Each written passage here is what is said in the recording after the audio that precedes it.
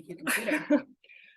Welcome, everybody, to the Sense and Sensitivity Workshop. I'm Tess, Family Support Coordinator. This is Lucy Evangelista, who is an occupational therapist who we have known each other for decades. In fact, we grew up together. Forever and ever. Yes. Lucy is a specialist in this, and I realize I'm talking to you, but also to you all. So anyway, and I really wanted to run this workshop because the more I learn about sensory systems, it feels like it is the root of a lot of different behaviors. And the more aware we are of what's going on with our young people, the more we can support them. I turn it over to you, Lucy. Thank you. Hello, people in person and people on the computer.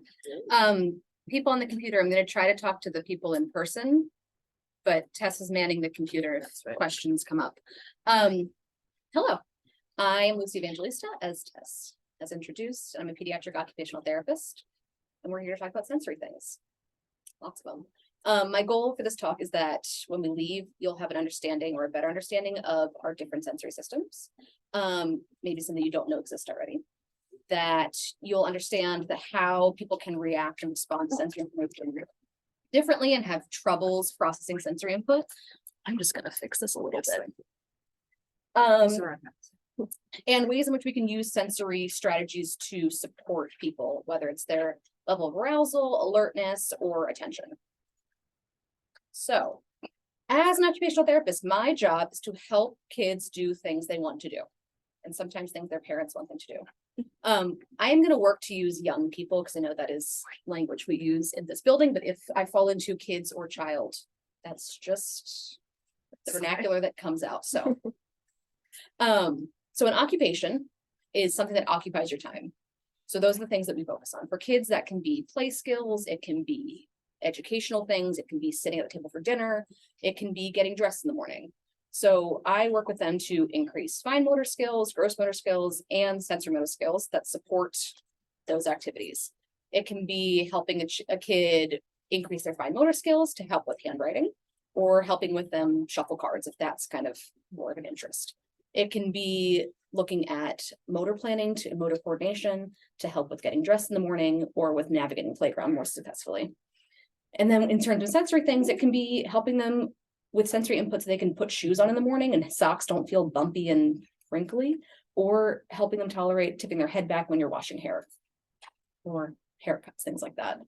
So I currently run a small practice called OT with Lucy, where I provide in-home OT services for kids in this area, supporting all those areas. And it's kind of really child focused. That's my main goal. I've worked in early intervention, I've worked in outpatient clinics, I've worked in school settings.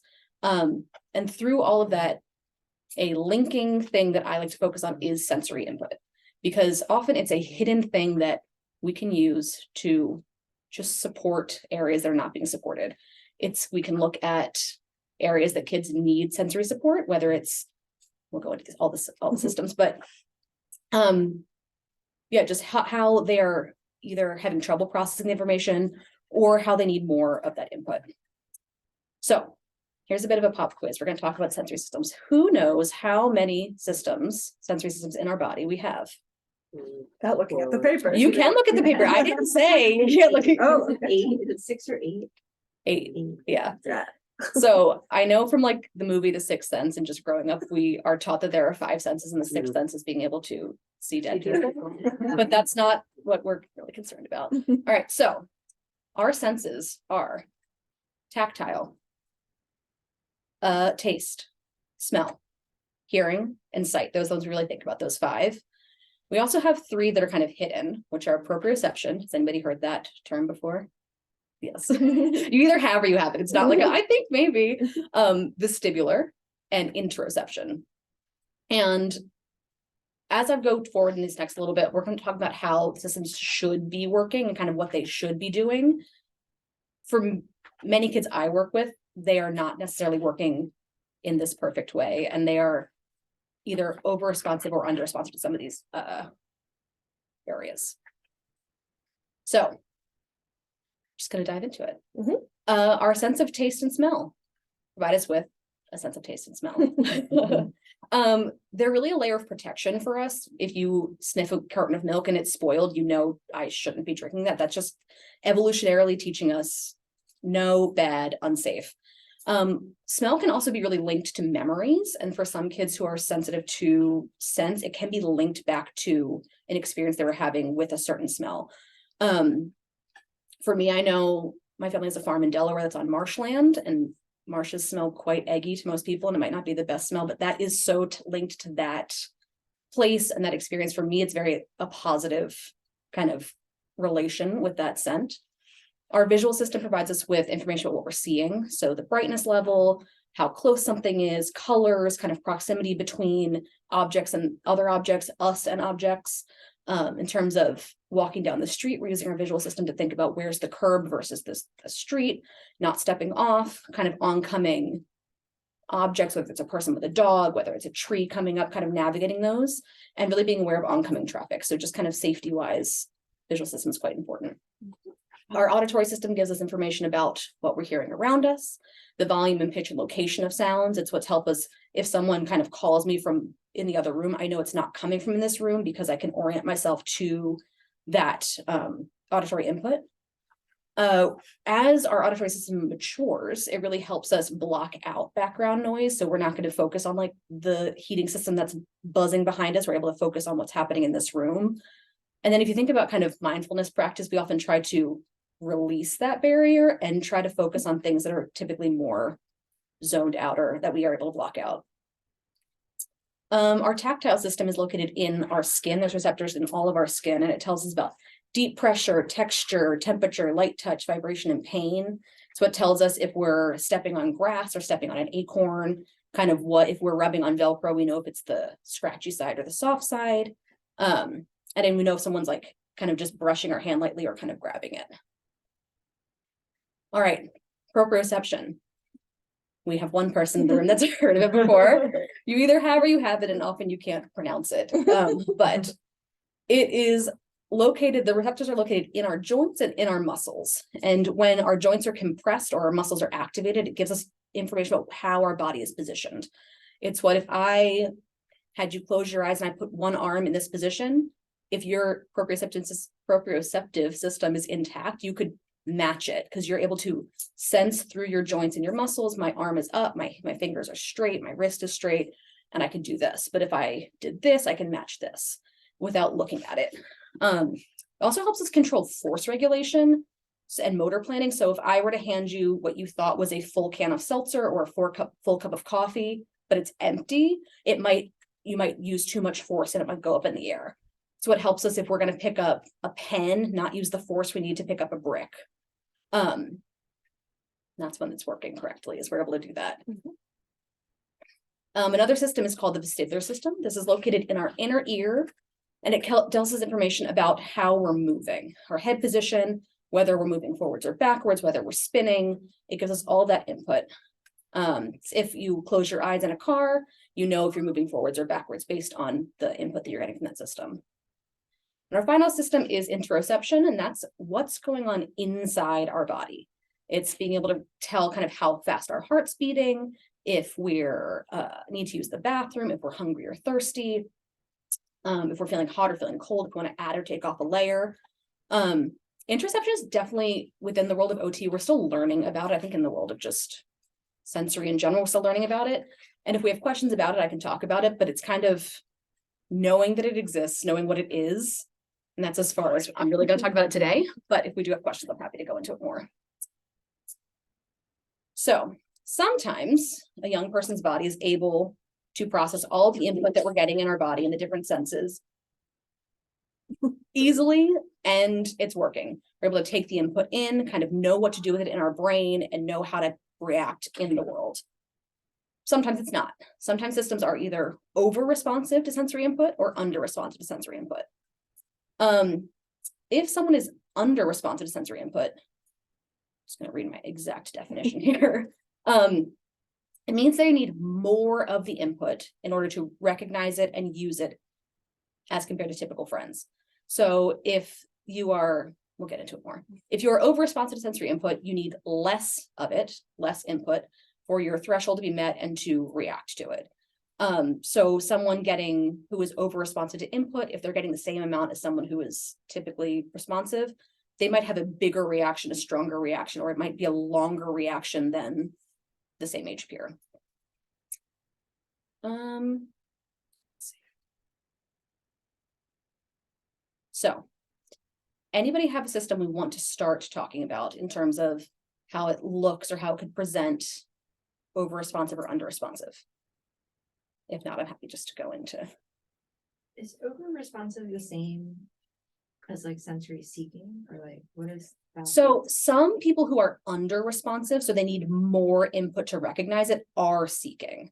So if That's under responsive, it feels a little backwards, but so under responsive needs more, over responsive needs less.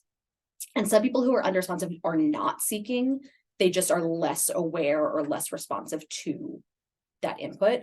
But often kids who I'm seeing, it's because they're also seeking, and the parents like, what do I do about all of this? All right, so I'll just start talking about the tactile system. So someone who's over responsive to tactile system, again, they need less input because they're responding more than a peer. Might have a hard time with messy play, might have a hard time with getting food on their hands or dirt on their hands, different materials. Might have a fearful response to being touched unexpectedly. So if you come up behind them and tap them on the shoulder, it might be startling because they're not, it's going to feel not like you're just tapping, it might feel bigger. So sitting next to friends in a circle, walking in a line together, being in like the TSA line in an airport can be really hard because you're going to be bumped unexpectedly, or going to be like in a tighter quarters than what might be preferred. Food textures can also be really tricky if someone who's over responsive to tactile input. So, and that's going to be specific. It's going to be pretzels might be hard because they're really sharp and pointy. It might be they only like a specific smooth texture, or mixed textures can be tough. On the other end, you can be under responsive to tactile input, and those are the kids who are not going to notice kind of the food on their face, that they have stuff on their hands, that their pants are twisted, or whether it's wet from an accident, whether it's wet from stepping in a puddle, aren't going to notice necessarily that tactile input coming in to their body. And with that, we can see seeking experience or seeking tendencies where someone might be, if they're sitting down, they're rubbing their hand on whatever material, on their leg, on somebody else's leg, on a table. They might seek out messy play. If you're painting with a paintbrush, they might want to use their hands to get that input. Again, it's not always with under responsive, but that can be seen. It sounds like a behavior isn't automatically linked to, like, you could look at a behavior and know exactly what it is. Like, there's always more to learn. Nothing in OT is a yes or no answer. When I was in graduate school, we would ask direct questions and we're always told, oh, well, it depends. It was the most annoying answer ever. And it really depends because yeah, someone might just like painting with their hands. They might they might be rebellious in this moment because they're frustrated with something else and not refuse to use a paintbrush. It's not necessarily if someone's doing X, Y, or Z that I talk about. It's not because it's sensory always. It's not always the answer. And it's things that can look behavioral, things that can look lashing out can have sensory roots, or they can have behavioral roots, or they can have some other root. It can just be, I want to throw the ball as hard as I can. Yes, but it's not always cut and dry like that. If we look at the visual system, someone who's over responsive to visual input is going to have a hard time with bright lights. They're going to have a hard time with fluorescent lighting that might be like flickering a little bit, might have trouble making eye contact, or be distracted in a room that has a lot of visual input. I know, again, when I was in graduate school, I specifically would not sit directly under a light as I am right now, or I was very aware I didn't want to sit with the door kind of close to me because people walking by would pull my attention more than if I was sitting kind of with that blocked off. A person whose system is under responsive may demonstrate difficulty finding objects in a crowded room. So if it's busy and you ask them to go find the red marker in a bin full of markers, it might be tough to sort it out. It might feel like an overwhelming task. Might gravitate towards brighter, shiny objects just because they are giving more input than a plain or flat object. Often a young person who is under responsive to visual input will just choose the first thing they see if given, say, pick anything from this room to play with. They might just pick the first thing they see because using that system and using that input is tricky and they need more. And it's the easiest thing. It's kind of a learned behavior of just choose the first thing you see. In terms of auditory, if you're over responsive, again, auditory input's going to be distracting. Buses going by that are outside are going to be loud. It's going to be tricky. Sitting in a restaurant with like background noises might be really hard.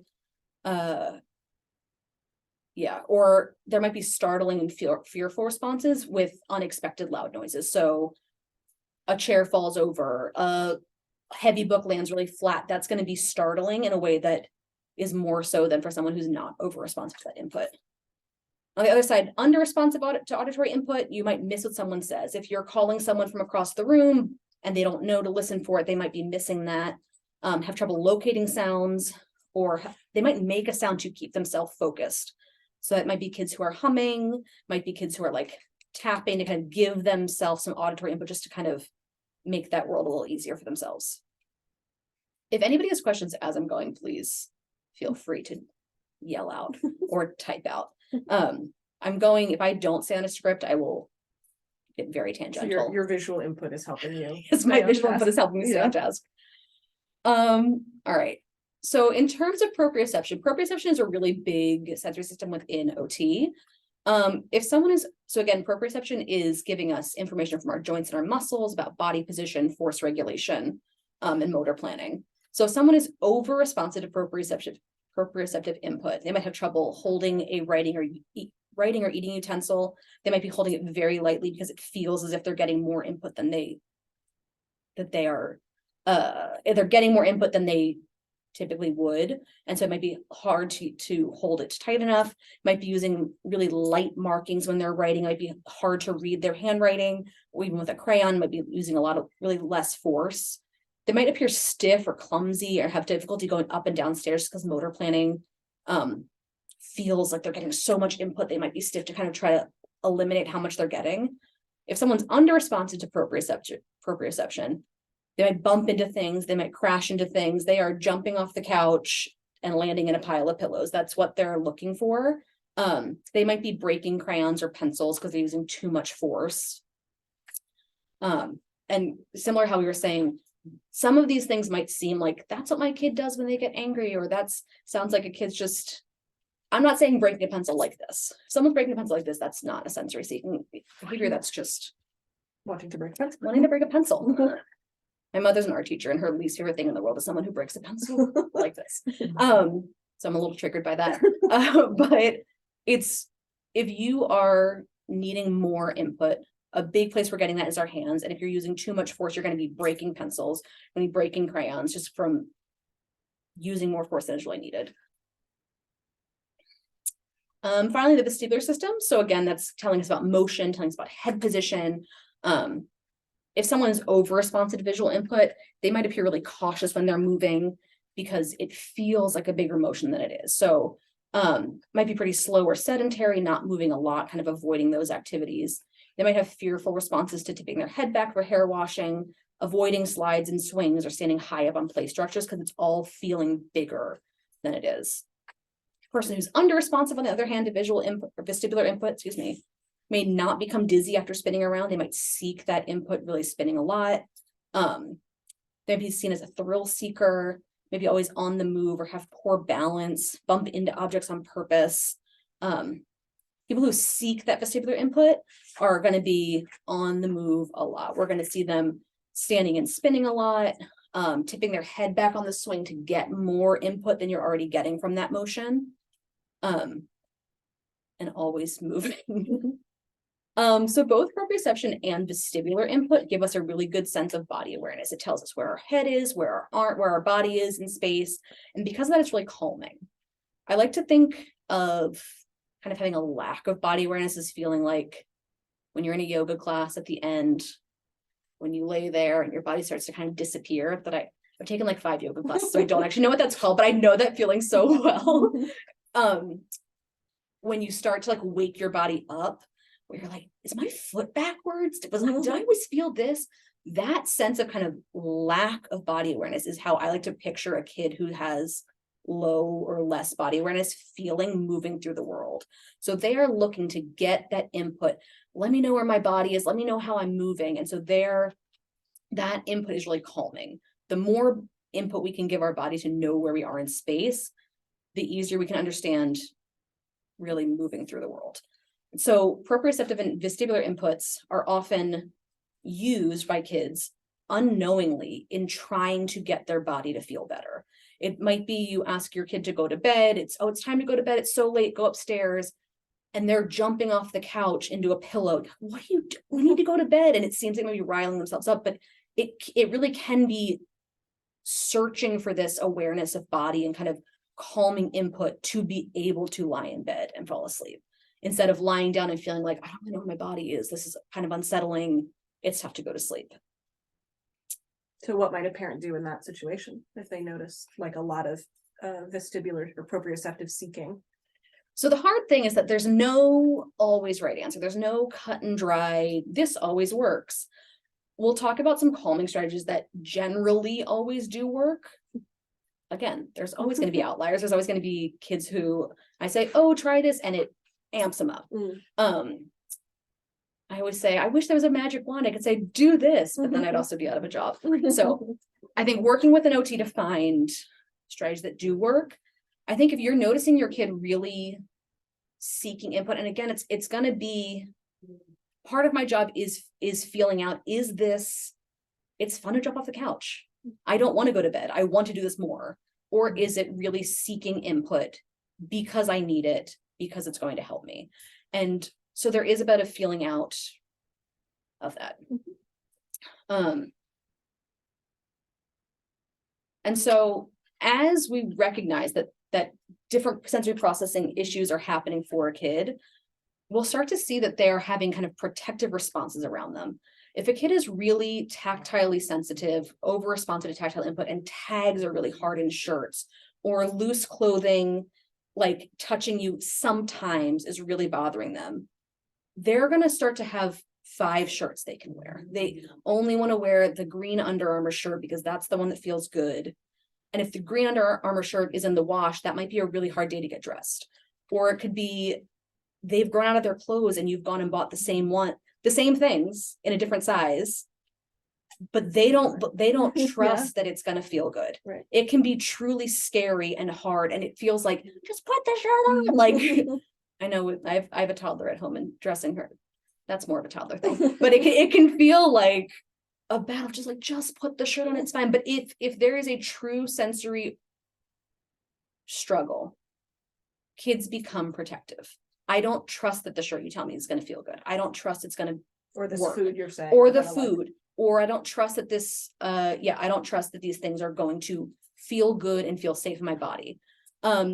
Kids might start trying to avoid hair washing or hair brushing because it's giving too much input or too little. Kids who have trouble knowing where their body is might start avoiding sports or playing with friends because they're a little too rough. Don't quite know. They knock over the block tower when they're building with friends, or they break the Lego structure someone spent hours building because they couldn't regulate their force. And they start noticing that, and they'll start to pull away from activities. And so it really is, we think about, when is this little thing that my kid does big enough to worry about? And for me, it's when it's impacting them in their life. If they love wearing green shirts, period, that's a preference. If they can only wear the green Under Armour shirt and God forbid, like the dryer eats it like that, and that's going to ruin everything, that's an issue. If they only will wear Tevas and it's snowing outside, it's not safe to like have bare feet in snow. To me, that would be an issue. That would be, I would say, I want my kid to be able to put socks on, to tolerate a sock on their shoe, a shoe on their foot, because you can't do everything barefoot. You can't do everything in a sandal. If your kid can do everything in a sandal, great.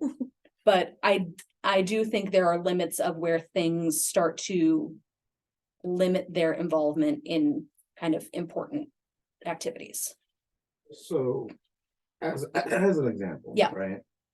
I hate baggy pants. Yep. They make me angry to wear. Yeah. And did it as a teenager, and I thought it was a fashion thing. I thought I was just being like really like bougie about it. Yeah. But no, I actually actively hate like baggy clothes. And so I always wear the tightest thing I can. And I wonder, because I didn't have words for it as a Mhm. teenager, so I didn't know how to communicate that, hey, stop getting these baggy clothes because Yeah. I'd be upset. How do you identify that kind of like sensory thing a child not necessarily vocal about it? Like I wasn't willing to really speak up about my Yeah. discomfort. So like what are some signs? And can you repeat the question for the video? Sure. The question was, if you're noticing, or how, if a child doesn't have words to express, I don't like baggy pants because they bug me how they touch my leg. How do we, as the adults in their world, kind of notice that? Is that a good Yeah. sign? Okay. It really is. I think if your kid is getting dressed and it's a struggle every day to get them in pants, there might be an issue. It can really be, we did provide a checklist. Will you send this to Yeah, the that's parents this that one. aren't? There is a checklist that it's kind of basic questions of, yeah, just kind of different activity or behaviors that we might be seeing. So if you are seeing that in a child, if you're noticing, this feels like every time they're trying this activity, it's really hard. Every time we give them a pencil, they're breaking the lid. Or they really Every want to do time this thing, yeah, but something's getting they in the way. can't get enough spinning. They can't get, they're not able to meet. It's not, hey, Johnny, do 2 more jumps and then come on over, we're starting our meeting. And they can't, like it really is kind of a guttural thing of like, for I think us as the adults, not necessarily me, but adults in their world kind of notices and like, this feels a little more than most of the kids in this room, most of the people they're around. I would say just reaching out to an OT or reaching out for more information. Any of these books might have. Any of these books that we More have on these information, tables yeah. might be helpful. But yeah, because it is, I find that sensory strategies and sensory issues often are going unnoticed for a bit of time, unless you know to look for it. And then as soon as we kind of say, wait, this seems like this could, I love connecting the dots of, this is why I went into OT, it's a puzzle and it's connecting dots in it. Sometimes I start to hear things like, oh, and that makes sense with this, but it's, lost my train of thought. Well, Ugh. something, I want to follow up on East's question on just about like taking a specific example of like discomfort with clothing. So if it is a problem, right, in like your everyday life, like getting out the door in the morning, how important is it to like intervene with something like OT or one of the other like interventions on the handout versus just like, oh, those pants feel good to you, fine, wear them every day, or let me buy 5 more pairs of that specific pants and just addressing it. Yeah. I think if it's not overlapping, if it's not stopping them from living, athleisure is so in now that we are very lucky that But am I then like, as the adult in that situation, would I be doing like a disservice to that young person by not addressing what may or may not be a do they sensory issue? have But- to wear, It's a Yeah. conversation. do they have to wear clothing other than what they're wanting to wear? Are you wondering like, is now the time to intervene? Because what if in the future? Well, if I didn't intervene with like a more like therapeutic Mhm. intervention versus just like, sure, wear that pair of pants every day, Yeah. like, I don't care. Yeah, so our sensory systems don't shift on their own. They can make little shifts. Like I used to do gymnastics and love to go on swings, and I get dizzy looking at a swing now. Like I don't tolerate that input as well as I used to. I can work on that and I could start to be able to tolerate it more. We can make shifts, but it's not going to happen with nothing. If as adults, we were able to make decisions, right? Issa doesn't have to wear baggy pants now. He's able to make decisions about what you're putting on your body. You can make those choices. I think when we're looking at kids who are, if it's a real struggle and it feels like it's crossing over into other areas, like if it's just, they like wearing the stretchy pants from Target and they're easy to put on, they can do it on their own, they have all the colors, that's fine. For me, that would be fine. Yeah. So, just from what I'm hearing from Aaron, excuse me, I think like we get all these messages that like young people, it's easier for them to change this behavior at this age. Yeah. Or like, you know, it's easier to learn a language and all these kind of things. It doesn't make it impossible later. Yeah. But like there is this kind of like, if you don't address this within this window, then there's some kind of, you know, fear there. So I'm wondering if that gets to what you're asking, of like, if you don't intervene by a certain point, is there like is it more damaging to wait? I guess. Yeah, I think so. And I think you sort of addressed that by talking about how like sensory systems don't necessarily shift. So there's always going to be like something to work on in that regard. Mhm. And there are ways that we can work on shifting them. Like our brains are neuroplastic, right? We can make shifts in them, but it's active work that's going to change it. It's not going to be, if it is a tactile sensitivity that is leading towards wanting to wear soft stretchy pants and not wearing jeans, it's not going to be tomorrow. They're like, jeans feel great. Mhm. It could be that the motivation of a friend is also wearing jeans and they love those, or someone that, you know, kind of that's what they want to wear. There might be enough to override that discomfort that might be coming that's truly from a sensory struggle. But we need to do work to shift sensory systems. Is that? I'm thinking of a teenager I know who has a very limited food palette of what they like, and they recently have been trying a lot more foods because they're have a friend, they like to go over their house for dinner and they don't want to say no to the foods offered at that house. They're willing to do it. So as we get older, like we have more power, more agency, and also more opportunities that might inspire trying something new. I think with that also, food preferences is a really big place. If it's texture preferences specifically and taste, that's a place where it can become a real fear response. And so if at home it's just, you know, the safe thing is to eat the chicken and the rice and the cheery, like the things that are fit into whatever box that that person has made for themselves of what feels good, what looks good, what tastes good. It might not be worth in your home, it might not be worth it. But yeah, going to a friend's house and all of a sudden this kind of social, not pressure, but just social interest in kind of making those shifts can be enough to push. Yeah. I have thoughts related to your question, Erin.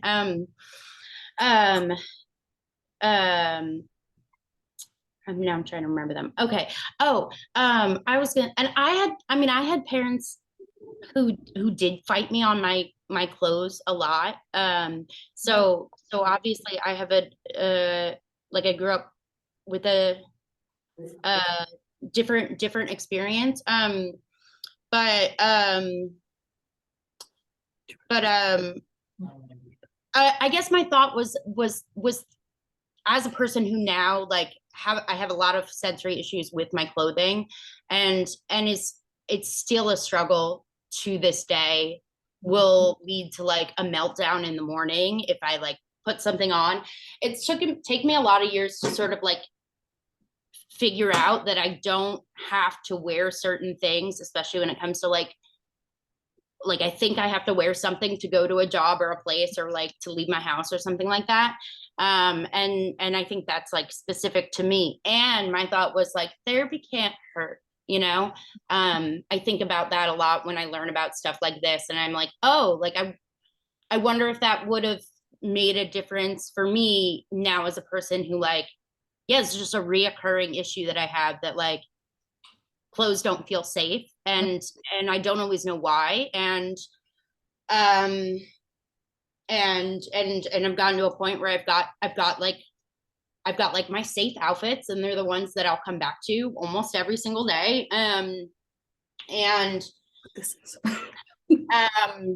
But yeah, like it was like lots of years on my own of like, I don't know. So I think you could just let them wear what they want to wear. And also I think sounds like therapy can't hurt, you know, that it's nice to know more about yourself. And I wish I knew more earlier. And maybe if your parents had known a little bit more, they could have helped as well. Yeah, I think it would have been less fighting with them and then less fighting with myself. I think that was the thing that carried on for so long. And my thinking on it is that someone's gonna have that struggle regardless of whether or not how their parent is about it, you know. There's always gonna be, it's that sensory struggle, and yeah, it can't hurt to know more about your body and what it needs. Thank you, Yes. sir. Thank you for that input. No, that's, yeah, I think we all have sensory preferences. We all like certain things. I know my husband can't even look at corduroy without thinking about how it feels on his hands. To him is like, corduroy is just a no. But for some people, it's great. They love wearing corduroys, right? And so we have preferences. We all use sensory strategies throughout our day without knowing about it. If someone is sitting here twirling their hair, right, this is giving repetitive tactile input on my finger. This can feel soothing. This is often more socially acceptable than deciding that I need to run and crash into the wall to give myself input, right? And so, not that they're the same system, but there are certain things that we can just use throughout our day, not think about it as much, that can be easier to kind of use without drawing a lot of attention. And there are things that I think for most people, if we are able to support that system and being able to process information more easily and more typically, they'll be able to get through their day easier. So we're not having to run and jump off the couch 15 times. We're not having to spin for 5 minutes before we can sit down to focus on work. Yes. All right. We did get a question that I want to read quickly. Do you mind if I read this question out loud? Sure. Okay. Says, my 7-year-old son still has some pee accidents during the day and needs to be reminded to try to go. We saw our pediatrician recently and she said there's no physiological issues, that we need to get him in the practice of listening to his body. So again, that's going to be interoception, kind of knowing, recognizing the sensations of needing to use the bathroom. I think that's a big part of it. Hold on. That he doesn't always feel his bladder and that he doesn't always has a watch to remind him. But yeah, you're thinking about whether it's tactile, under-responsive to tactile input. So often the thing with kind of toileting accidents is often it is kind of a lack of body awareness and kind of a lack of being able to stop an activity. So even if your son is sensing, I have to pee, but this Lego tower I'm building is the most fun and I am not stopping it. It's again, not going to be able to pull that attention away to kind of terminate one activity and start another one. That's about how he sees a lot of sensory tactile. Yeah, so that it sounds like there could be a sensory issue there. If he's not noticing that he's had an accident, like if his pants are visibly wet and you can they are wet and he's not noticing it, that's definitely an under-responsivity to that input. Yeah, and so for me with that, I would really focus on working on recognizing those feelings of needing to use the bathroom before the accident happens. There can be a lot of shame around toileting accidents, and so there's a lot of care I like to give around that, not necessarily working on, you want to notice when it's happened, but also working on kind of recognizing before you need to go. And whether that's really setting a pretty strict schedule of, it sounds like with the watch, that's what the point of that is, but really starting to have a schedule of, we're going every hour, we're going before we do an activity, before we leave the house, and just really start to bring more sense of body awareness in that area. Yeah, does that answer? Yeah, that all sounds like what we're trying to do, and it was just interesting. What I got from your presentation is that there's probably also a tactile sense. Yeah.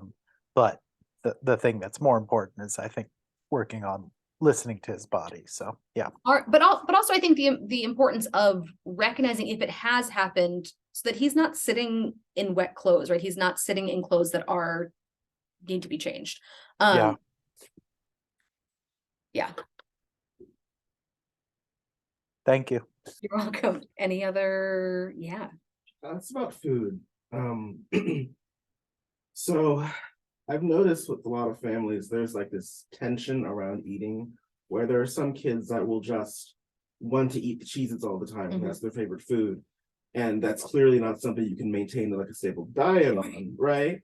So how do you balance the need for nutrition, the need for like, you know, a proper diet, and then children who may have like really strong aversions to certain types of food? Feeding's really tough.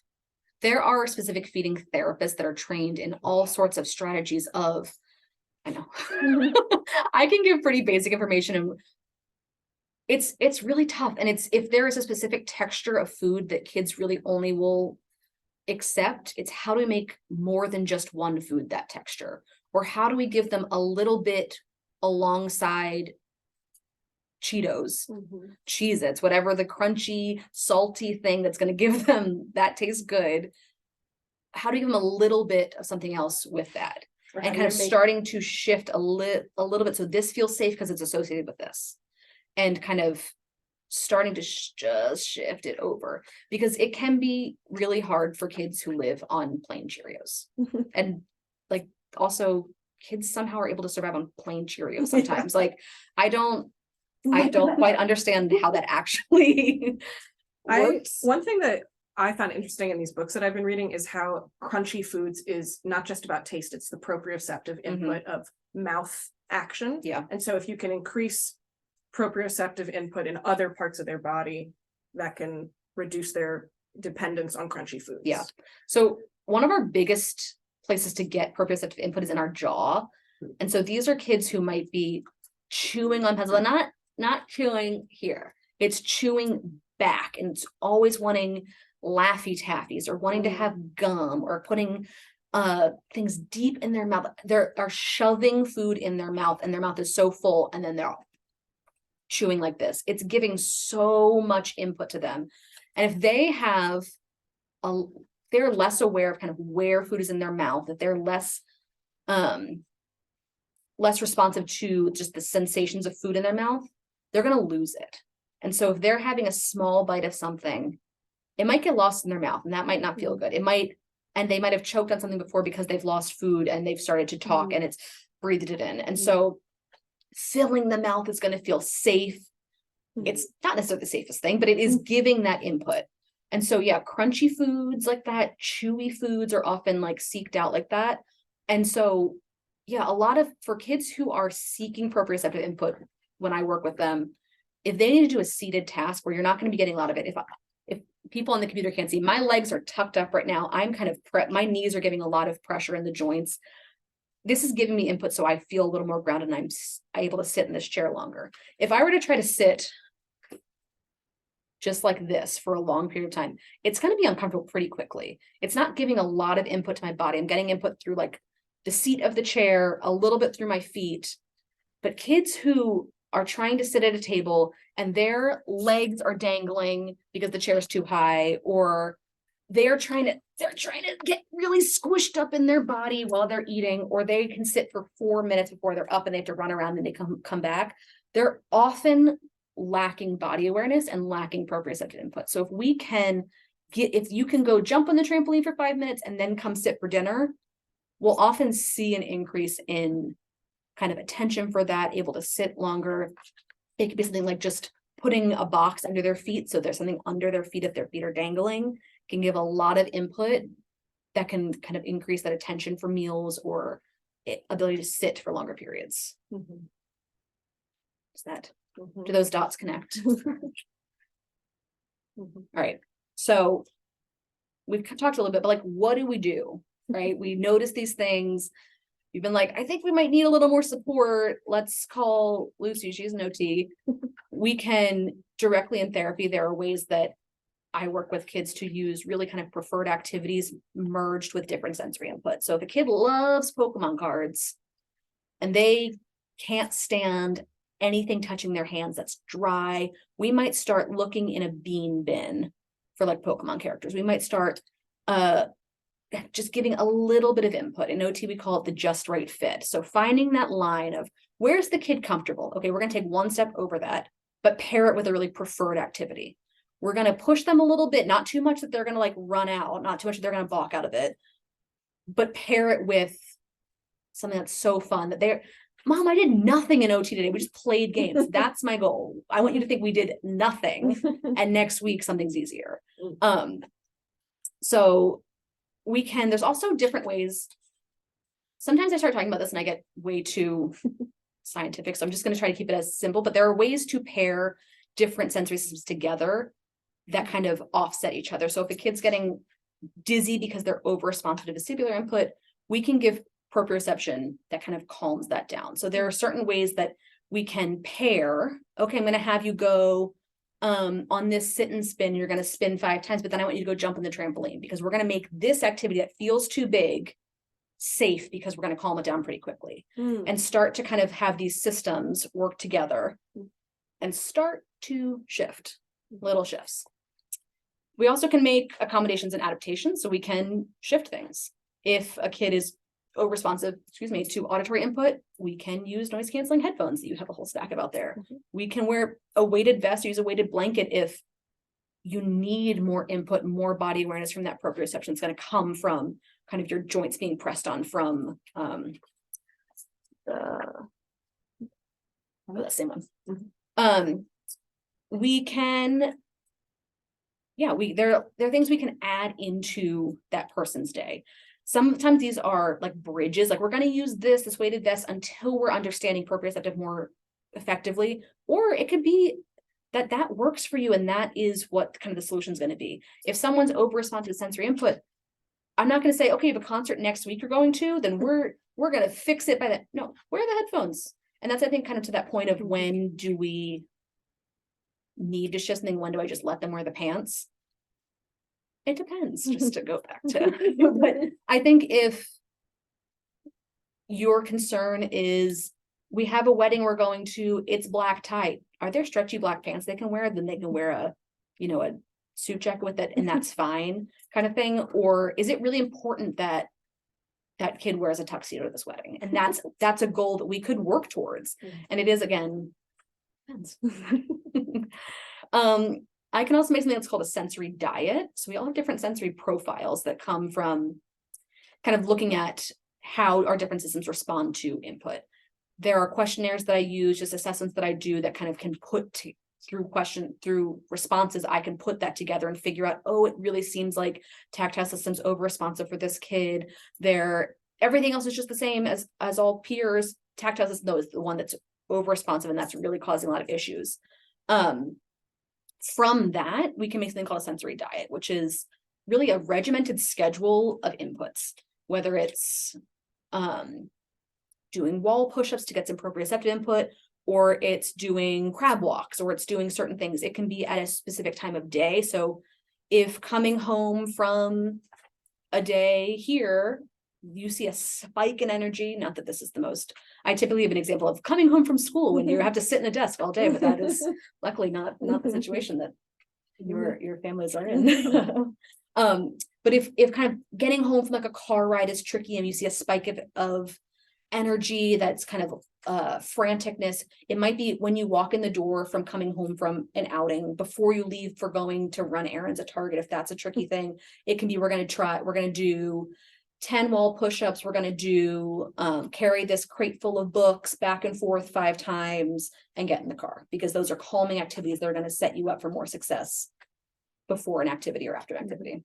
I read one in this book. There's so many examples. It was like, if nail clipping is difficult because the nails or fingertips are sensitive, like massage the fingers before you do it. Like, there are certain activities you can do tied to specific things to prepare the body. Yes. There's for kids that are very tactilely defensive or kind of really over-responsive to tactile input, there's a program called Wahlberger brushing protocol, where you use kind of surgical scrub brushes to brush parts of the body. And it's that kind of overstimulation and kind of waking everything up to then be able to accept different like clothing textures. And we do that often with feet for socks, but it's the same thing of like giving input in a way that, if vibration is easier to tolerate than kind of more sharp and more precise input, using that to kind of dull that input. Also can change the environment. We can change lighting. We can give kind of darker or quieter spaces to move or to move into. I've had kids that have made kind of like a cozy corner in their house, or like had a tent area that was filled with pillows, having fidgets. I've seen you guys have fidgets. fidgets can be tricky because they're also really fun to play with, just in general. And so again, that's one of those things of figuring out, is that fidget helpful or is that just really distracting for you? But again, it depends. Giving different seating options, which I know you, Tess, has told me about, just a lot of really, there's just no set kind of rules of you must learn this way here, which I love. Because that's not how most people want to learn or do learn. And lastly, something that's really helpful is just education. What we're doing right now, just like learning that these systems exist, these issues can exist within these systems. There are solutions for it. There are tools we can use to support anybody. It doesn't have to be someone who is even struggling with sensory input. There are calming or alerting kind of strategies or tools we can use just throughout our day. Again, like spinning your hair might be something that's, like really calming, keeping you grounded and centered. Yeah, just I think we see kids using things often, using strategies without, they definitely don't know what they might know this feels good, but they're not saying that feels good because it's giving my body vestibular input and that's helping me have a better body and space awareness and that's making me calm. There's not, those dots are not connected, but if we can see that and we can kind of help them recognize it. My goal for kids, especially older than preschool, is that they are recognizing my body feels wiggly. I know my body feels wiggly. If I jump on the trampoline, that helps me. Can I jump on the trampoline? Like being able to really recognize it, have that body awareness, and be able to ask and advocate for those tools for themselves. So it's not always mom or facilitator or just adult in the room being like, go jump on the trampoline, because we have enough stuff to deal with, I think. But in general, so as I was making this list of calming strategies that's on the bottom of this worksheet, or this, whatever this is called, handout, I really was thinking about, it's really stuff when you think about it, how you calmed your infant or how you really think about just helping a baby calm down, expanded. So it's going to be quiet room. It's going to be maybe a noise machine to kind of drown out some of background noise, or kind of like, shifts in volume that might be startling. It's getting in a tight spot. So it's when you're swaddling your baby, that's giving like so much tactile and purposive input that is really calming and allowing them to fall asleep. For a not infant that is being swaddled by their parent, it can be being turned into a blanket burrito. It can be laying on the ground and being swaddled and just not calling it, I'm gonna swaddle you. But kind of wrapping up, having a kid even lay on a blanket and wrap themselves up, like rolling, like log rolling to wrap themselves up and stay there, or try to like stretch your way out of it. It's going to give so much input in a way, again, hopefully that feels fun for them. If it doesn't feel fun, it might not be worth it.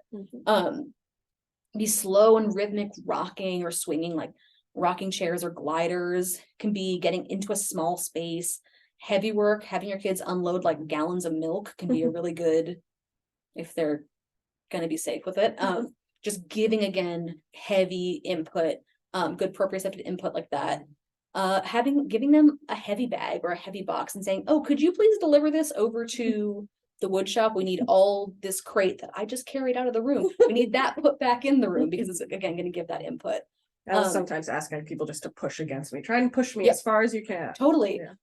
Push it, move this wall, go push on it. Do that, do wall push-ups. If a kid is really kind of like athletically motivated, it can be like, we're going to do these exercises and kind of make it shaped more for that direction. Or it can be, I don't know, like draw handprints. Can you keep your hands on here for 20 seconds and push this hard? Don't move your fingers. Don't wipe away any of the dry erase marker while you're doing it. Those are all calming activities. They're things that are going to, if a kid's coming in with too much energy, their level of route, they are just vibrating at a high frequency, and you need them to take it down a little bit so they are more successful in their day.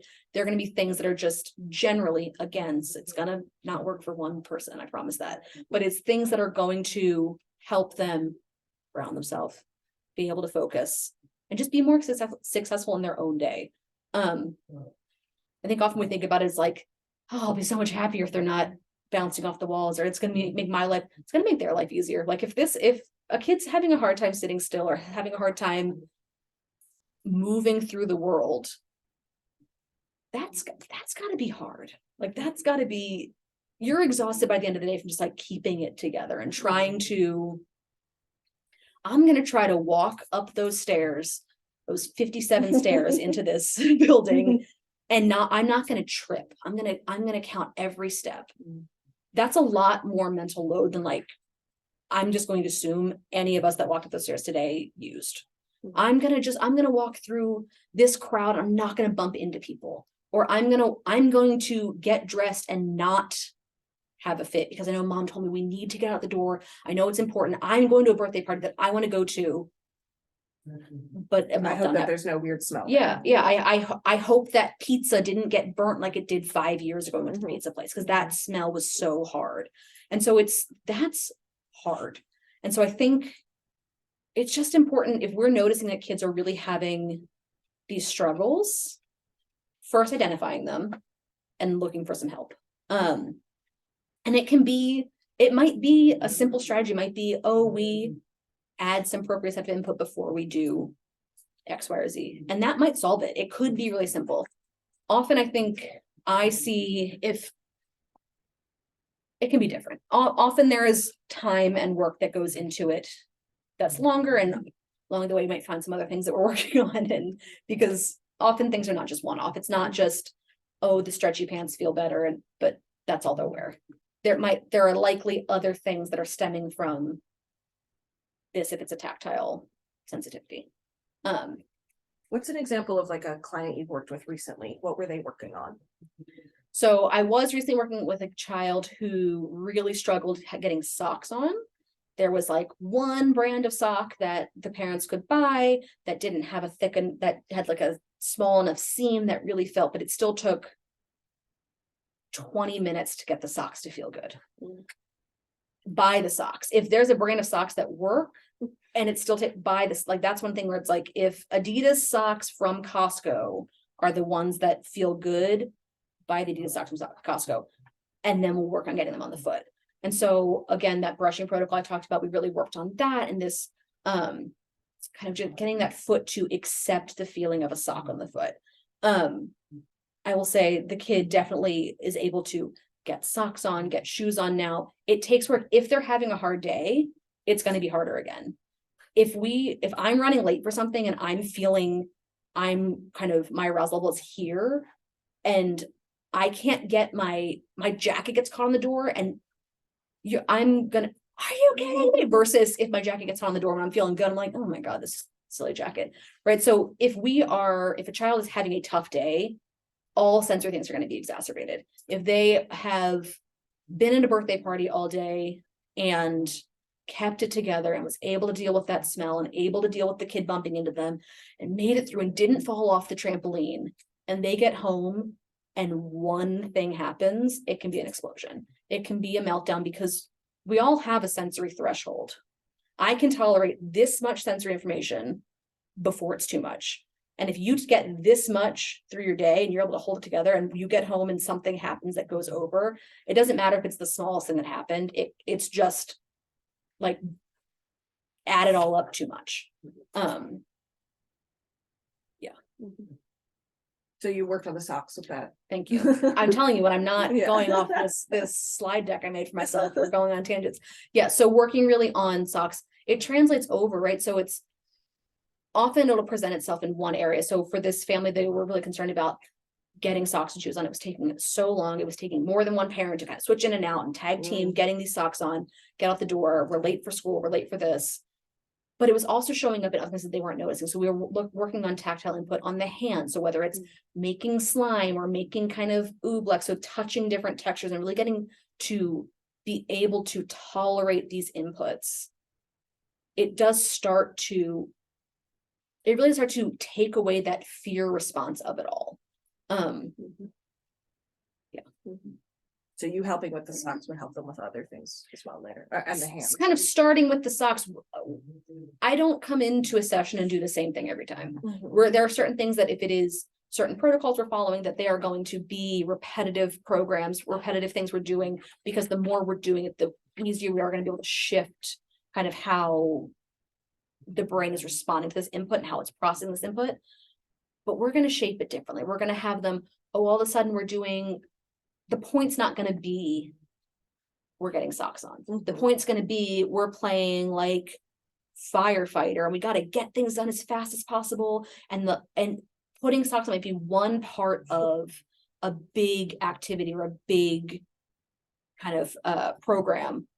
But that is the point. It's to not Right. put so much focus and so much emotional attachment around kind of these areas that are truly tricky. Mhm. As we're talking about this, I admit to feeling a little guilty because No need. I'm pretty auditory over responsive, Mhm. right? Lots of sounds at once is hard, and sudden loud noises is hard. And there is a young person who I've redirected so many times over like suddenly raising their voice and suddenly being loud and big unexpectedly, because that freaks me out, Mhm. right? Mm. And it didn't occur to me until this, now thinking about that we should probably just let them listen to their music because they're seeking consistent sound input. Yeah. And by restricting that from them totally, we're not giving them any like actual chance to experience that stimulation. Mm.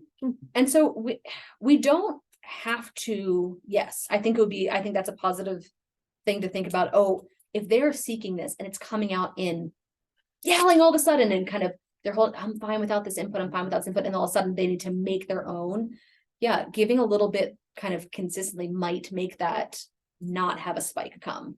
There are also times when music's not available, right? There are times like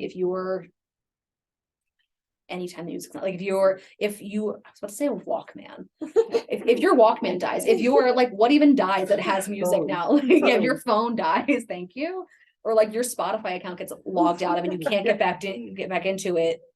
It's just, your headphones, it might not be available. And so I think having ways to kind of manage that frustration that comes, but yeah. But I also think- maybe to educate him. I'm like, it seems like you really like that music. Yeah. What? Huh. Yeah. Let's try. I think especially with the older kids and younger, I really like to give a lot of power to them of starting to recognize things of, hey, it seems like you really want to be able to listen to things right now. You are liking this noise. Let's try today. Let's just try to have some music on. Not too loud. Let's just see what happens. And maybe like check in midday. Hey, I noticed that you haven't had any of these like loud outbursts. To me, and I always like to kind of say, to me, it seems like I don't know how you're feeling because I can tell you that what it looks like. I've noticed you've had an easier time. I haven't heard you have an outburst today. What do you think that it might be? Is that helpful? Maybe we'll try it tomorrow, see if it happens again. And even like keeping that, keeping kind of track of that and having them kind of start to have ownership over it. And also don't feel guilty about ever not noticing. We don't know anything until we know it. Like True. in everything. Yeah. Like never. I was Yeah. gonna say, And everybody has different sensory, like we all have different Profiles, things. So it's yeah. like also Yeah. like by you sharing, like when I hear loud sounds, I feel this. And it allows the young person to also know that their stuff is having impact too. So it's like we have in my household, we have like really different sensory profiles. And oh my God, so much overlap. It's like some lack of overlap, I should say. That it's just conversation. Actually, could we focus a little bit more on that? Like on you sharing things? Okay. Like when I invited you here. I'm wondering if you could share some of the strategies that you have found to be successful. in your family. Sure. So, in my household, we came into this work when, well, maybe about 10 years ago now. And we learned that my son's movement and stuff was like more than, like you said, like things are more than what you question. So it was like all this tactile seeking and then like walking on every piece of furniture, like on the top of it, not like around the room. And then like jumping, throwing, moving into stuff. And so we started doing OT therapy. And then because we were doing OT therapy, we like all learned that we all had sensory stuff, which I think can happen a lot in your family. Is like once you start, it's like this Pandora's box. Yeah. Oh, like, wait a minute, looking at this, that I'm was totally really hard about for me. yeah. And so we all just became these like sensory detectives where it was like, oh, like I can't stand bright lights. Like I want to walk around with like night lights all the time. And like Steve Oh my needs God, to that's my like perform open heart surgery in every person. So it just became this total like, okay, well now, like, well, how can we be accommodating? Okay, well now we can find lighting for each person in each room that's going to be accessible. And then we can start to talk about how we can compromise around like when we're all going to be doing something together, which is really where the Challenges. yeah. So solutions for at home that we found really helpful have been, well, in the beginning, it was just like all about swings, like the proprioceptive, just tools. So we got trampoline, a little mini trampoline, different types of swings. We would do the burrito roll up thing, like, and I was telling Tess about it. We participated in a study where we did OT 3 times a week, intensive OT, and then they gave us a sensory diet for at home to do every single day for 15 minutes. It was a really big thing we did for like 6 months, I want to say. It was a long time. And like really what we just learned is that it was really about like slowing down and being intentional and just discovering these things about ourselves and making it really playful. And even just in having this like dedicated 15 minutes, it had a really lame name from the study. It was like my time, me time or something. But like just in having that like 15 minutes of this time, so much of our daily struggles was alleviated. And I was like, well, is this study about like mom and baby time, or is this study about OT? Like, what is this really for? But it is true, having that intentional time to it was really like studying this stuff. And then we just started adding more sensory things at home, like fidgets and noise canceling headphones. Sounds like you really started talking about it a lot more, so that We everybody did, had the language to yes. say, I don't like this tactile, Yes. you know, or whatever, or Yes, it I want became pressure. like, yeah, preferences drawn. I do think also just having the education and the knowledge of, oh, that's why that's so hard for him, can take away, oh, that's why this kid is so loud sometimes. It can kind of take away a knee-jerk frustration or just I can't stand this. It's understanding where it's coming from can just like give so much more empathy and just understanding of like, he's not doing this 'cause okay, he it's not doesn't- on purpose. It's, oh, we forgot the 15 minutes today. And recognizing that does make such a big difference of just regular kind of input in certain areas can really just make such a difference. Yeah, we still do it to this day. Like we'll do like a little hand pressing, or you know, it's just kind of in our rhythm of just adding in a little sensory diet. Yeah, and then for clothes, like I learned that I have this like a lot of tactile stuff. And so always having like clothing that I can play with, or like, you know, rub or I like wanted to do that to your pants. a lot of sensory clothing. Like I really like to make sure that I can get that input so that I'm not, you know, fidgeting or moving around too much, or yeah. And I learned all that really from my son and having this experience. So Yeah. it's really cool. Like there's a lot to discover and learn about. I think it's nice to think Yeah. about like we all have sensory systems. It's not just a thing for children to figure out. No. The ones with like sometimes the least amount of articulation about it. Yes. Like all of us are on this developmental scale working on things. Like I remember when I was in high school, I was like, apples are a good lunch snack. I hate the way that they feel in my mouth, but it would be really good for me to eat them regularly. And I kind of like trained myself to do it.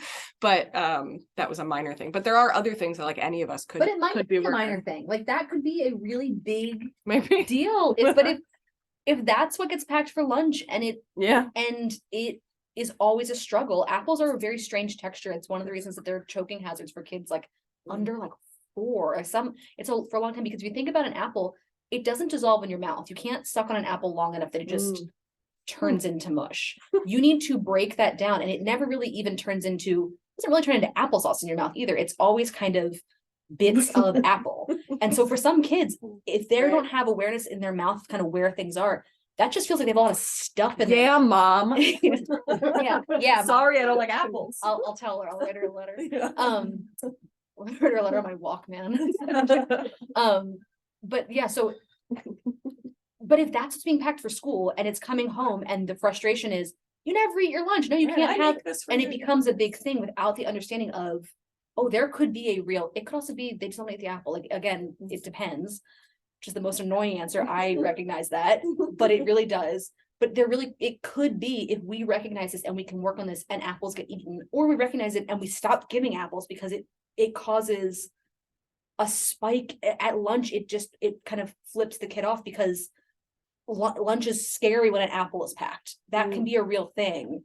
And so kind of recognizing these sensory preferences and sensory profiles just gives us so much information to help ourselves. So you can fiddle with your scarf and we can Fiddle with the pen. and I can hold a pen the entire time. I haven't written a single thing down. Yeah. One more thing, we also as adults have these things we've figured out. We can also never wear baggy clothes again if we want to. But if you are going to a Girl Scout meeting or a Boy Scout meeting, is that what the other one's called? Boy Scout meeting. I didn't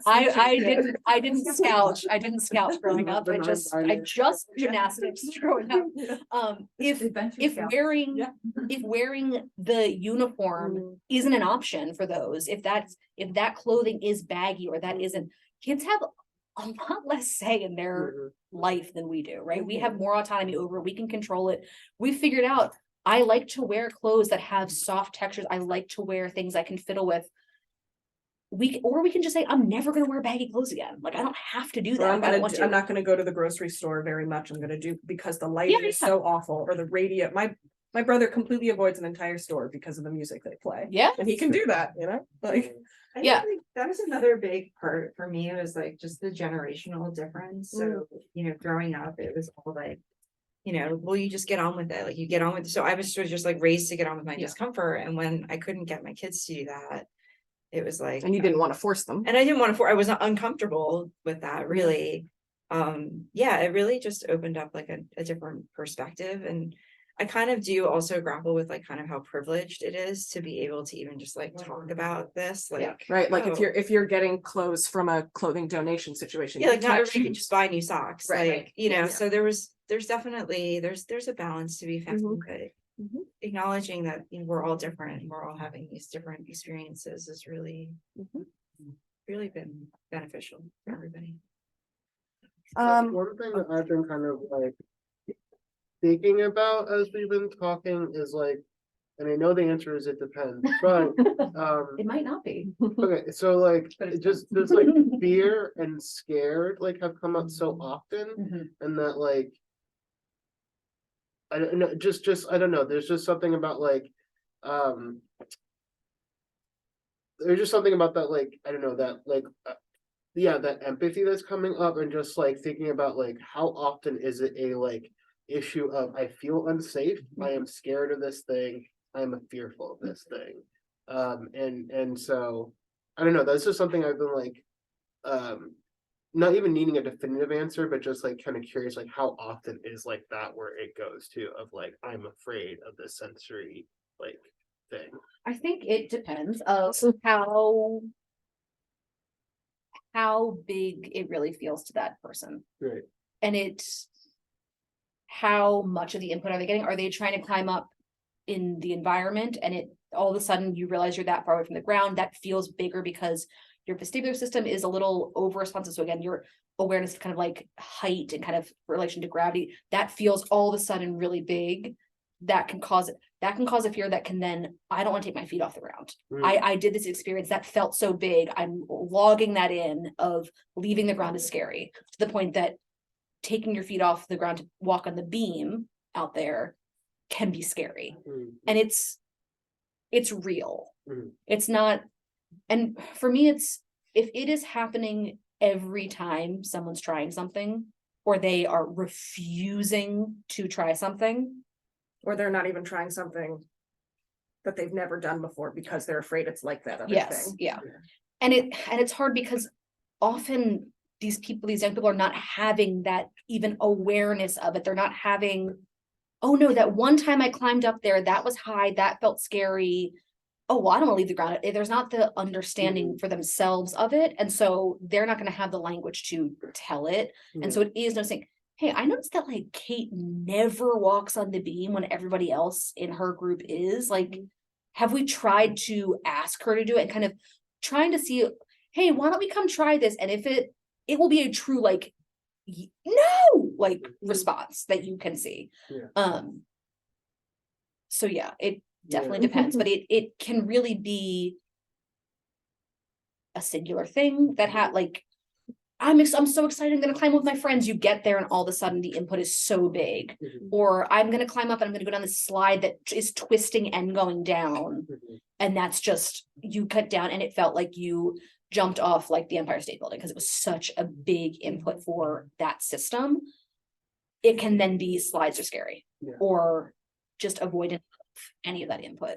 I'm also thinking of like helping young people expand their language. If fear is the only thing that they, if I'm afraid of that, or I don't want that, Mhm. if that's the only thing they know, how Yeah. to give them more words of like, I feel uncomfortable, I Mhm. feel dizzy, Yeah. I Well, it's like someone saying this hurts, right? That's such a Right. general thing. I'm scared. Well, what? Scared of what? Right. Which part of it? Breaking it down into, and there still might be lack of language because if it's truly just an internal sense saying danger, don't do this, that's Mhm. kind of miscalculated or really calculated because that's how they are perceiving that input. Mhm. It is, yeah, but I think educating and giving that language Mhm. is really important so that there is ability to talk about it and like advocate for Yeah. themselves. I'm curious about if you've noticed in adolescence a shift in about the time when maybe one sensory thing shifts into something else or is just maybe presents differently. Yeah, I think there's so much that shifts like through puberty and in adolescence that really a lot of things do shift. Are you thinking specific? Well, yeah, I mean, it's examples? just like we had a young person that was just like walking all over everything and now barely can get off the couch Yeah. sometimes. And I'm like, how did that happen? Mhm. It could just be just what they're going through in their day is just that much more. It could be they've learned, I don't want to do this anymore. I'm going to avoid these certain things. It could be that through your sensory diets, you have helped a system shift to not needing as much vestibular input to be up high and crawling over things. Yeah. But all of a sudden we are recognizing a different system kind of is, oh, we've maybe give this one needs a little bit more attention. So yeah, there definitely are shifts. And I think especially if you've been doing work, you can see things might really have gotten to be like pretty good. And like, you can go through using the different tools that you have. And then all of a sudden one's like, hey, like you haven't been, this wasn't on your diet. Like, But let's work on this. And also like as the body physically grows, Totally. things Yeah. shift, like your inner ear grows as you Yeah. get bigger and your yeah, all of these things change. And so that makes sense that like you might need to do a different kind of Yeah, work or for Or sure. the disgust meter goes like off the Mhm. charts for some teenagers. Mhm. For Yeah. sure. Yeah. And then the social aspects of also like taking in more stories about the characters who I don't know are grossed out by things. I don't know, just like we get more input as, Yeah, as we yeah. get older. Kind of like ownership of other people's Yeah. stuff. Oh yeah. Is there OT for adults? I've only ever heard it in relation to children. Yeah, there is most sensory work is focused towards kids because that's often parents like, we can't get, through our day without these meltdowns. You can definitely do sensory work as adults. It's trickier, right? Our brains are, if we're going to really work on shifting how we're perceiving input, we can find like strategies that help you, that help working on just different wearing cozy clothes, having things to fiddle with, kind of having tools that work to help you with certain areas. I have not directly worked with adults in sensory, but when I've worked at clinics before, there have been adults that come in to work on certain areas. They're probably also unlearning some of their coping. Yeah, things. it's often that it's to the point of like really like avoidant tendencies and like unable to take part in certain things. So again, that motivation is going to be big enough to really have to like, unlearn to kind of relearn how to process things. This book, The Out of Sync Child Grows Up, part of the Out of Sync series, has a number of personal stories from people in their late teens and 20s talking about things that they work on and why they worked on it, why it was important. And there's a lot of success, it seems. Yeah, I think also as kids get older into teen years and into adulthood, there needs to be buy-in. Like there needs to be a lot more buy-in, and it's a lot more kind of active work. I can have a 7-year-old who loves jungle animals, and I can give you months worth of activities that we're going to do that's going to work on everything can be jungle themed. I don't care. You might care if your kid only wants to play with tigers. I don't care about that necessarily, unless that's a goal for us, right? I will theme everything into this motivating activity, and we're gonna like hide all this work that's really in it, and they're gonna learn it through the way. When someone's a teenager, they're like, I don't want to do that. Right, Like, that's a kid's thing. I don't care about that. Like, I'm not gonna come and do this. But if the motivation is there of, I really want to be able to go bowling. Like I saw people bowling, and that's really cool, but they can't quite figure out the coordination. They can't quite figure out the lighting feels too low or this or that. That can be a real motivation towards, I want to actively work on these things. And that's where I would shift it kind of to being more, give them ownership over that versus kind of, we're playing, but you're working, we're playing, but you're doing a lot of work in this. Questions from the gallery out there in the ether. If you've got anything you'd like to share or what's been helpful for you. Oh, I see a comment here. Sorry, I didn't see that before. Oh, Matt said thank you. Great. Bye, Matt. You're welcome. Anything that people have noticed is helpful for them in their homes with their young people? Or successful strategies you want to share?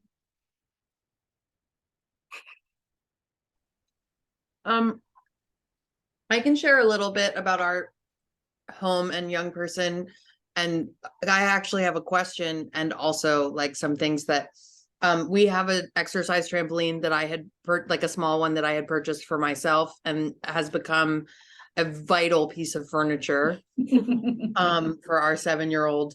And then we recently got an indoor gym that hangs, like it's got a full on swing and rope ladder and trapeze that you can hang from a doorway. Yeah. And it is, at first I was a little suspect because of, You have to take it down too. Like you can't close the door Right. when it's up. But it's okay. It's worth It is worth so It's well easy. It's easy. worth it. What's the brand called? It's called Gym 1, like the number 1.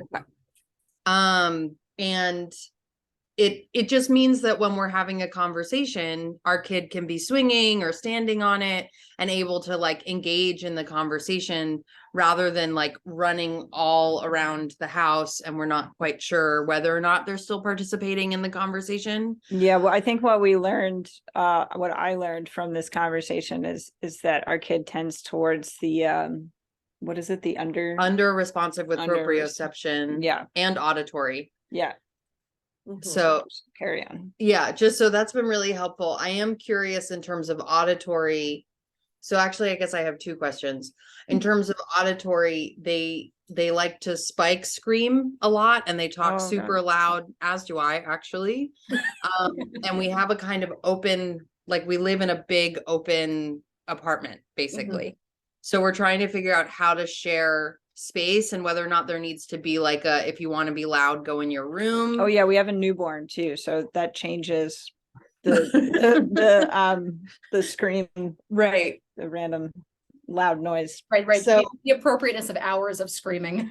Right, yeah, exactly. and they're doing really good, but Yeah. finding a way to support. Right. And to recognize, I thought it was really helpful. I don't know who shared this comment, but the person who was saying like, I'm over responsive and realizing that this other young person is potentially under responsive and so seeking Mhm. and trying to like, yeah, make space for all the different ways that we are and just communicate about it so that our kid can scream when they need to scream, you know, because I think it is a physical, like I can see it in them. Like it's like these eruptions that they need to release, like they're off gassing or something. Yeah. Yeah, and it can definitely be like an auditory seeking, that wanting to hear it, but it can also be the sensation of a scream in their throat too, might be giving an input that they're searching for. And I do just think around 7, did you say? Yeah. I think around that age, you can really give that, start to notice if you're seeing they're bubbling up, they're ready to scream, or even they have a first scream.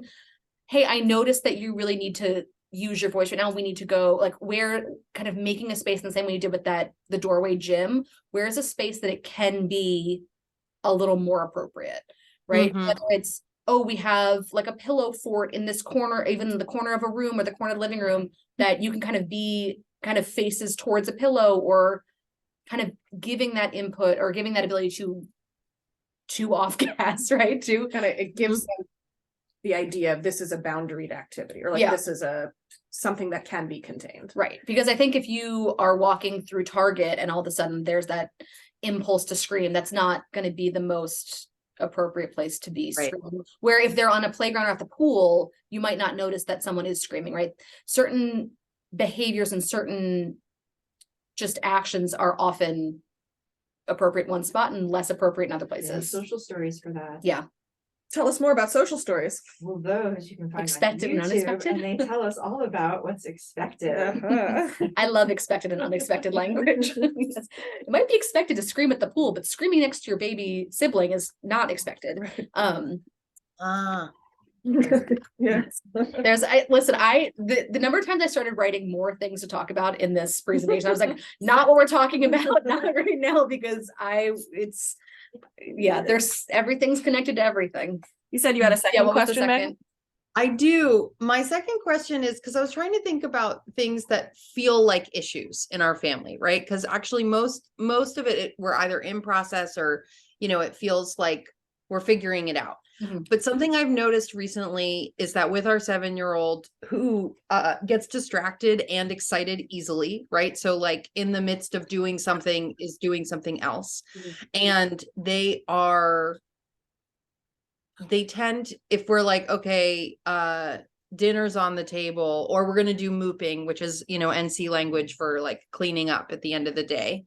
Burning Man. There's like a hold on, I'm in the middle of this. And then the more you ask them, and then if the ask accumulates, right? Because say we've started mooping. And so then it's, yeah, exactly. Sensory thresholds increasing. And I'm like, oh, I'm noticing your sword is still on the floor. Oh, I'm noticing these Legos are out. They will have this really big reaction about being rushed. And so I'm curious, like, what is a tactic that can support this feeling of being rushed that helps them actually like engage? Because I'm reluctant to have it be that I stand over you and set a really hard boundary that you have to end the thing you're doing right now. But also it takes like half an hour. This sometimes. is a collaborative moment, right? Where we live together and we need to work together, to live together happily. But I also don't want you to feel rushed and stressed about it because it could be fun if we just did it together. You know what I mean? Yeah, I think if you are asking to end an activity they're doing and they're not feeling they're getting to a stopping spot, I think having them come up with what that endpoint is. If they're building, I keep talking about Legos just because it feels like an easy thing to talk about. If they're building a Lego structure and they are using the booklet that has the plans in it, if it's, hey, even having them choose, I'm going to do 5 more pages of this, or I'm going to do, if a timer feels rushing, kind of, it might be that they're not feeling they've completed something. So if it's, I'm going to do 10 more Legos or finish this color of Lego, it might be slightly longer than what you might have said, 5 minutes until dinner, but it might be giving them ownership and kind of even like more like cueing. It will give them a visual cue of, when I finish the yellow Legos, they're gone and it's time to go. Or when I get to page 7 of this booklet, it's done. It could be having them set a timer, or having them, again, it's when you open it into kind of this collaborative thing, we need to be, as the adults, willing to give a little bit. Like if we say, do you want it, you give the choiceless choice, do you want 5 minutes or 7 minutes? And they choose, right? Like that, well, that wasn't what I offered you. But so I think coming up with ways of giving them more of a clear endpoint, if the activity is not, if it could be ongoing forever, right? If it's playing a video game, if I'm watching TV, if there's not a clear endpoint of like an episode ending or an activity finishing, it can be hard. They might not feel like they're done. It might be like, I'm still doing this thing. And so I think finding a smaller portion to break it into can help give an endpoint that might not be so clear. One thing. Yeah, thank you. I think, we definitely have, tried something similar to that. And it, sometimes they just have these, like you said, they're never going to be done. Yeah. I don't know. Is there anything past that?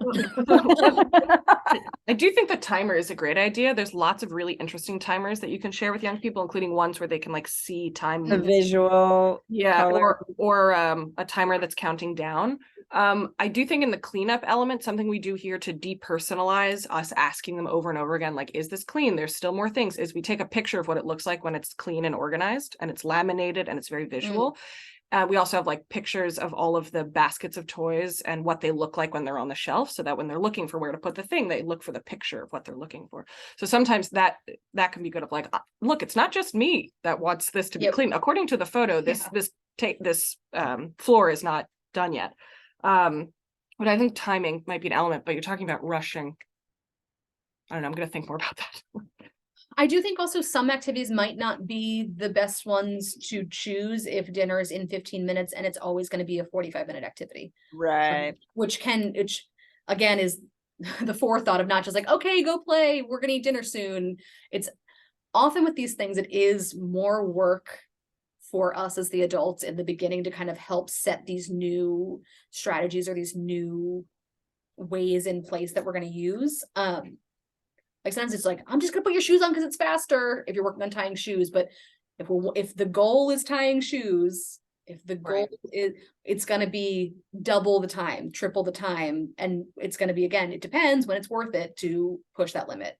There's always gonna be another chance to try the shoes. Yes, if you are late for a meeting, if your kid needs to get to like soccer practice and the cleats are never gonna be tight enough, tie the shoe. Like just tie the shoe. Like sometimes it's not worth it in the moment. But yeah, feeling rushed is a hard thing. And I think maybe working on them articulating what done is. Like how, and maybe before they're starting the activity, like, hey, we have 10 minutes before dinner. Do you think you're going to feel done in that time? Maybe choose a different activity. So a little bit more. Or what does rushed mean? Maybe rushed is, I don't know what to do, like what you're asking of right, me or right. something.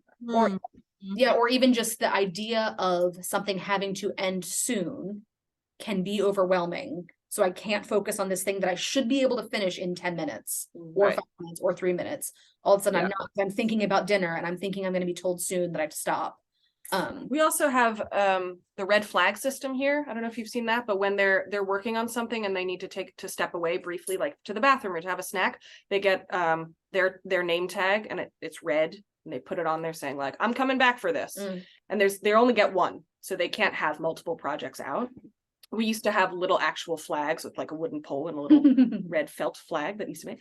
And having a limited number of those means that like, yeah, there is room for you to pause, but you can't pause everything. Yeah, like there's a number that you could use. Might be something to try. Oh, that's great. Thank you. Cool, thanks. Yeah. Are there anything else? We're kind of nearing the end here. Got lots of books here for anybody to read. They're all very skimmable. Like you can really just go to any chapter and there's a lot of good charts in them and kind of easily digestible. Yep. Great. And Lucy, if they wanted to, what would be the first step if somebody does think that they want to meet with an OT? You'd like to meet with an OT, I'd be happy to talk with you. Yeah, no, I'm happy to talk with anybody. Probably not now for computer people, but I'm happy. I offer just Zoom calls, like half an hour Zoom calls that are free, just to touch base, see, let me know what you're seeing, let me know what it's what's going on, kind of the struggles you're facing, and I can try to say, that sounds like we might want to dig a little deeper. When I start seeing kids, I often will. Depends. Some kids I've seen recently have come with recent OT evaluations they've already been seeing somewhere else, or they were seen in the last year, and we can work on that. I can also do full evaluations. If we're just concerned about sensory things, we can just look at sensory things. If we're concerned about bigger things also beyond that, like fine motor, gross motor, kind of self-help skills, we can kind of break those down and look at what's going on. I can do assessments. Yeah. And there's lots of agencies that also have lots of things happening. Like if you need a place that does speech therapy and sensory things, there's places that do that. Yep. A lot of them do take insurance. And the school district also has free evaluations for all homeschoolers. Mm. As a first step. That's a good thing to know. Yeah. Great, thank you so much, everybody on the computer. I'm gonna close this down. And if you have any further questions, please contact me and I will help you with resources and answers. Thank you so much. Thank you. Thanks, everybody. Bye. Yes, thank you.